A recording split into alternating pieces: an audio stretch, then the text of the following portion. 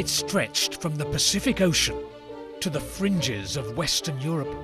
The Soviet Empire seemed invincible. But in 1989, the Iron Curtain was swept away, and I saw a superpower crumble. The Soviet Empire falling apart, piece by piece. Today's Russia wants to forget about 1989. 30 years on, Russia is reasserting itself through military muscle and disinformation. Adolf Hitler is more popular than Harry Potter. It's absolute fake. You're pushing the Kremlin's narrative. It's begun to feel like a new Cold War. Это колоссальная опасность. Поэтому нельзя допустить этого. But will a global pandemic curb the Kremlin's global ambitions? He's frozen. He's stalled. He cannot react. He cannot say anything. I'm on a journey to find out how Russia has been pushing to regain influence and rebuild its power.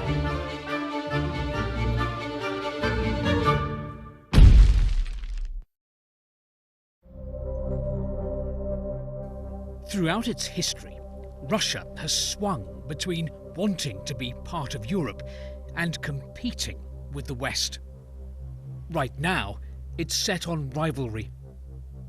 And that risks confrontation, especially with the kind of methods Moscow's been employing close to home.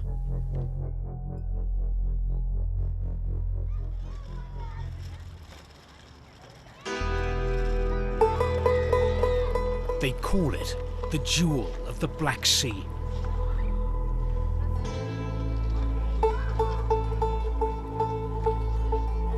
Crimea.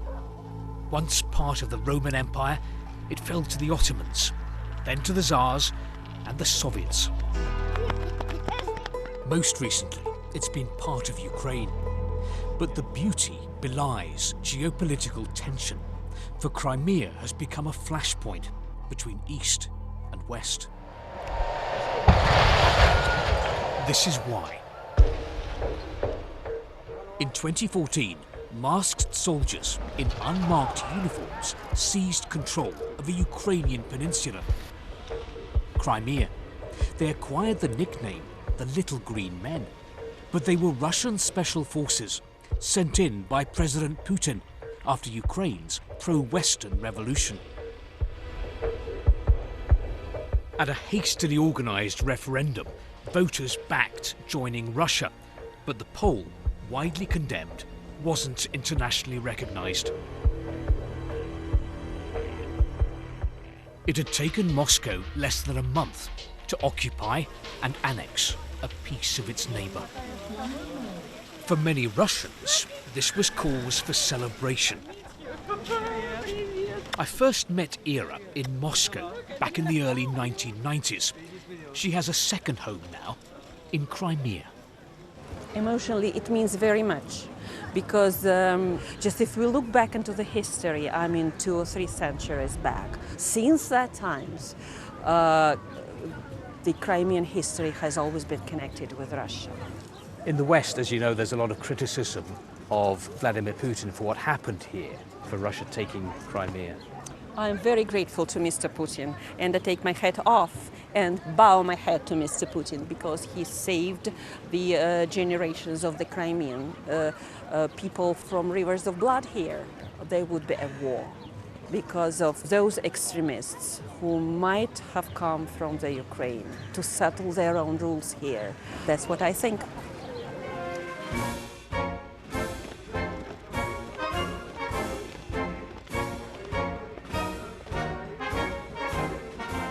In Sevastopol, they're marking Russian Navy Day. And centre stage is the Black Sea Fleet. It's an opportunity to showcase Russian power at sea. Готов к стрельбе торпедами.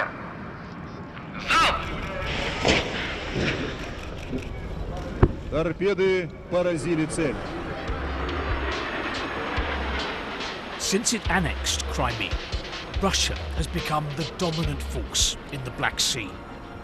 It's upgraded its fleet. More ships, more weapons, and new missions. Some of these ships have taken part in Russia's military operation in Syria. After its annexation of Crimea, Russia has consolidated its control here and increased its presence in the Black Sea. It's using that as a springboard to project power far beyond this region, into the Mediterranean, the Balkans, and the Middle East.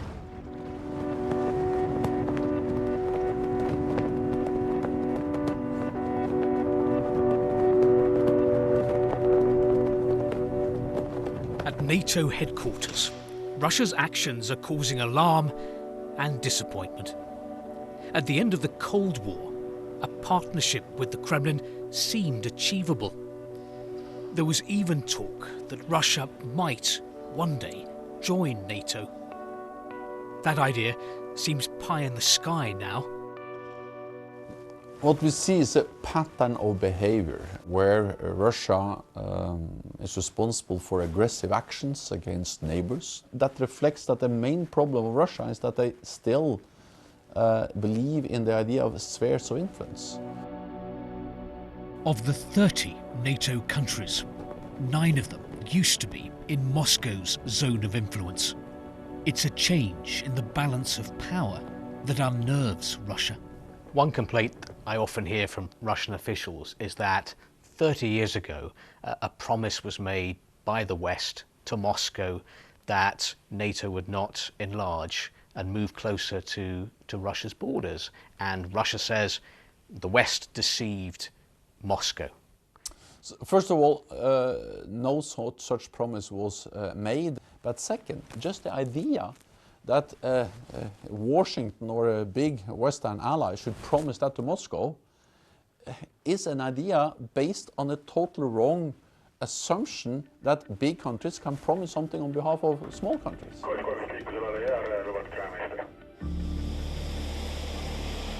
Since Russia took Crimea, NATO has bolstered its forces near Russia's borders.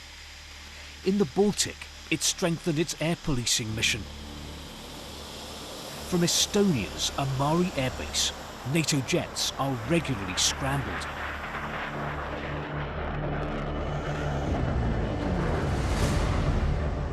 Their main task is to intercept Russian planes that are approaching Estonian airspace, which have failed to identify themselves. Over the Baltic Sea, Typhoon jets intercept 2 Russian military aircraft and escort them from the area. This piece of land is ours and nobody else's. Russia wants to assert their dominance over the Baltics area on land and on sea. So the subtle message of theirs is this is our territory, keep out. And our response to them is, no, you're wrong. This is Western territory, NATO's territory, and we are here to let you know. Do you really believe that Russia is a threat to Estonia? As long as Russia, as such, does not change their stance towards the West, they can be a threat to smaller neighbors.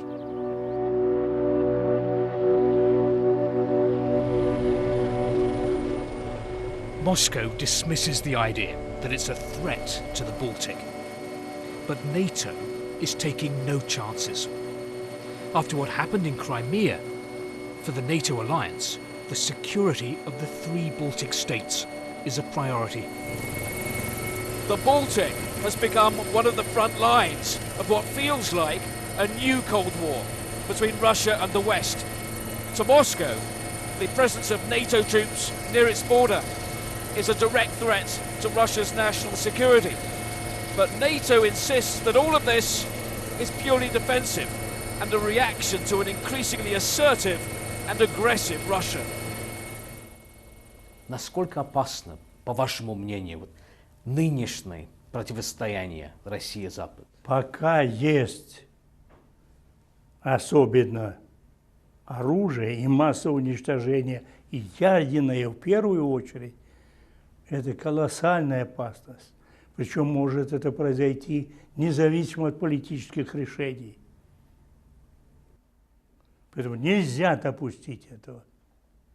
Вот все народы должны заявить, все народы, что ядерное оружие должно быть уничтожено. Как бы вы сегодня назвали противостояние России-Запад? Это холодная война, это что-то другое? Охлажденная война.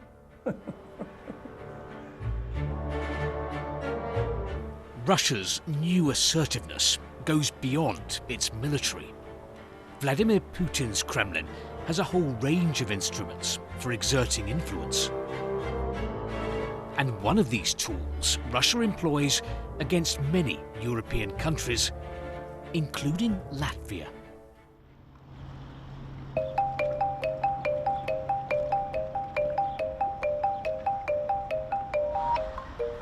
In 1989, Latvia was part of the Soviet Union. It's in the EU now, and in NATO. But Moscow still casts a shadow. Today, Latvia is a target of Russian disinformation. There is an attempt to distort reality here by spreading fake news, to sow doubt, confusion. Russia's objective: to discredit a European democracy on its border. And here's one example of what appears to be Russian disinformation. This website is called Balt News. It's in Russian. It's aimed at ethnic Russians across the Baltic, but it's part of a news organisation which is bankrolled by the Kremlin. Now, what kind of stories does it put out? Well, here's one. Listen to this.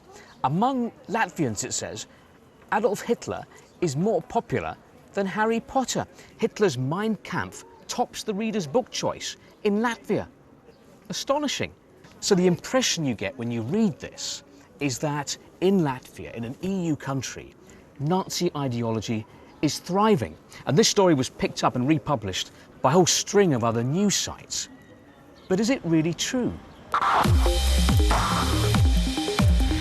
I'm off to investigate. My first stop is Latvia's largest bookseller. Harry's here, but I can't find Hitler. Perhaps Inara, the company director, can help me. How many copies of Mein Kampf were sold in your shop, say in 2018? None. Not a single copy? Not a single copy. Is it not available then in the bookshops in Latvia? No, it is not available. What do you think about this claim then that in Latvia Adolf Hitler is more popular than Harry Potter? It's nonsense. It's absolute fake. I head across to the National Library in Riga. If Latvians aren't buying Mein Kampf, then perhaps they're borrowing it?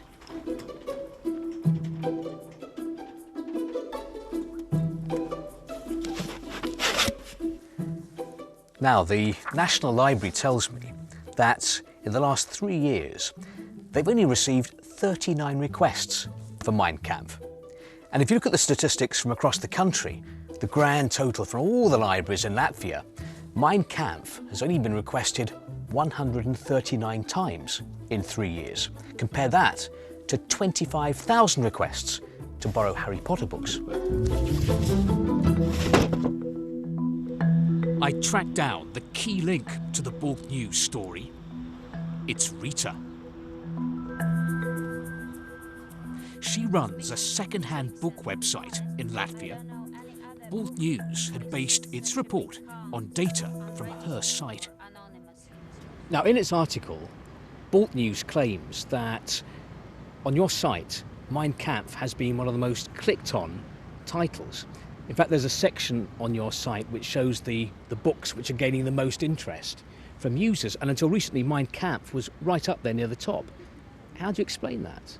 They are page views, they are not the real deals. So it's interesting that for this Mein Kampf, about 70% of all the clicks are anonymous clicks. And if we compare with other most popular books like Harry Potter, 70% are registered users. So if most of the clicks for Mein Kampf are anonymous, unregistered users, what does that mean? They can be fake users or internet trolls or whatever, how we call them. Fake views to make fake news? Yeah, definitely. The fundamental aim of the Russian operation is undermine the other countries. Russia cannot tolerate the success of the Baltics that have embraced freedoms and values of the West and can be successful. A good example is very dangerous, so you should taint it. Everything I've been told here proves, I think, that this Hitler story is 100% fake news. There's just one more conversation I'd like to have though, and that's with the people who published the story, Bolt News. But the thing is, Bolt News doesn't have an office here in Latvia, so to speak to them, I'm going to have to go back to Moscow.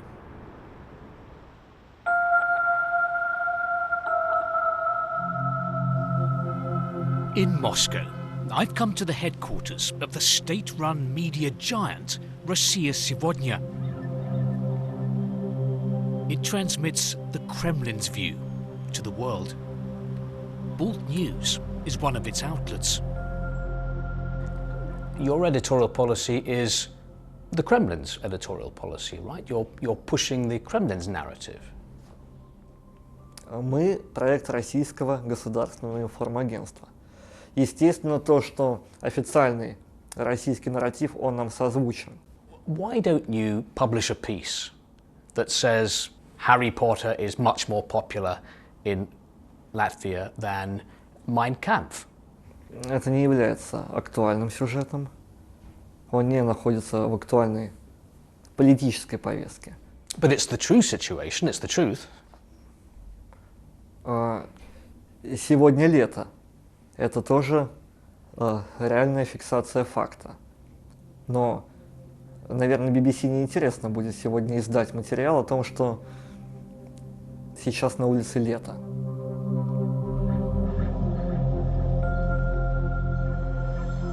Can a country be simultaneously the grand spoiler and a great power? Does modern Russia even want the title superpower? This is my chance to ask the president. Vladimir Putin has just finished an event near the Kremlin. It's a rare opportunity to get up close to the Kremlin leader. Можно вопрос, Владимир Владимирович? Спасибо большое. BBC News. Еще, господин президент, как вы думаете, Россия вновь сверхдержава? Мы не стремимся к этому статусу. Мы не хотим вернуться к тому состоянию, в котором находился Советский Союз, когда он навязывал своим соседям, в том числе странам Восточной Европы, образ жизни, политическую систему и так далее. Этот печальный опыт Советского Союза не учитывается некоторыми нашими партнерами на Западе. Они повторяют те же самые ошибки, исходя из того, что они сами являются империями и строят свою политику именно в имперском ключе. Vladimir Putin set out to restore Russia's status as a global player, and everything seems to have been going according to plan. Until now.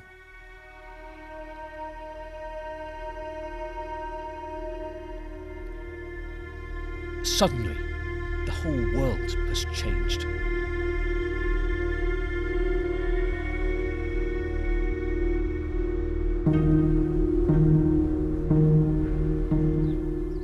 COVID-19 has put Russia and most of the planet into lockdown. For now, Cold War has been superseded by a battle with a virus. For Russians, the priority isn't being a superpower, it's survival. This is eerie. It feels as if someone has pressed a giant pause button and the world's largest country has come to a standstill.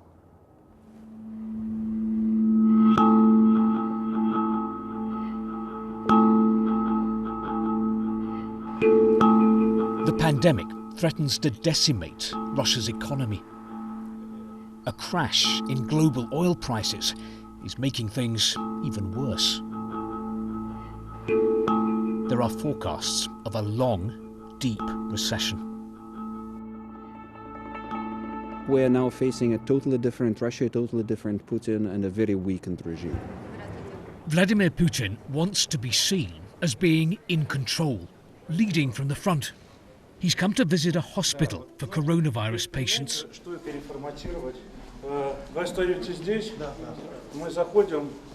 But this is not the kind of battle the Kremlin is used to. For years, it's been telling Russians that the threat to their security comes from NATO, from America, the West. It turns out that Russia has more to fear from an invisible enemy.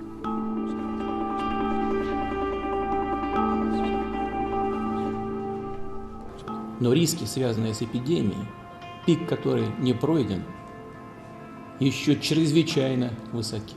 The Putin on Russian TV is a decisive leader at the centre of power. But on coronavirus, his critics accuse him of delay, mixed messaging, and of not doing nearly enough to protect the economy. He is not an adaptive politician who can react to external challenges. Because we see many world leaders really jump on this train and trying to take over and trying to rule the events. And Putin he's in lockdown, he's frozen, he's stalled.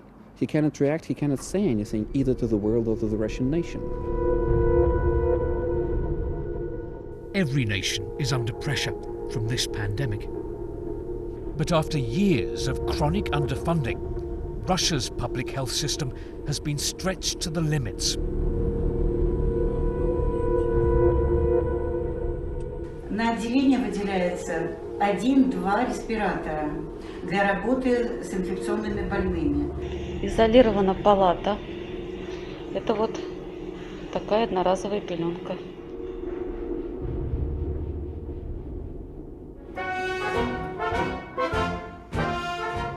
But amid the crisis at home, Moscow is sending aid abroad.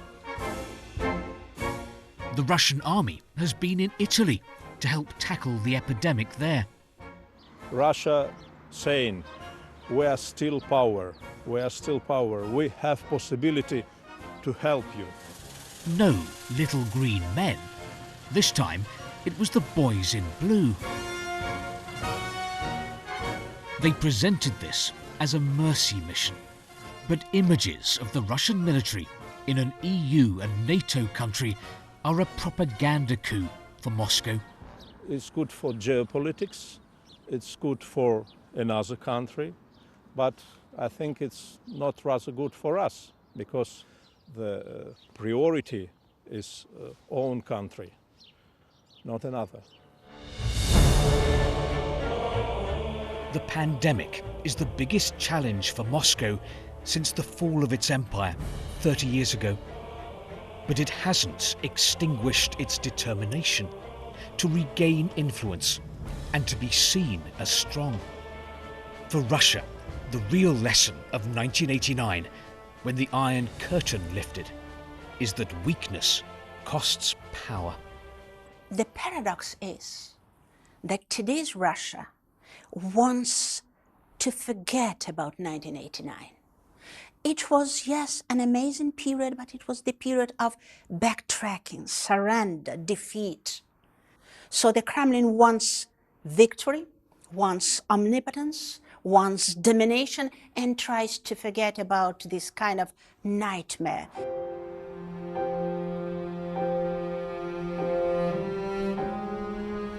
When the Berlin Wall fell, I remember thinking that from now on, everything was going to be different. It was going to be better. That East and West were going to join hands and walk off into the sunset together. A happy end, Hollywood style. Well, that didn't work out.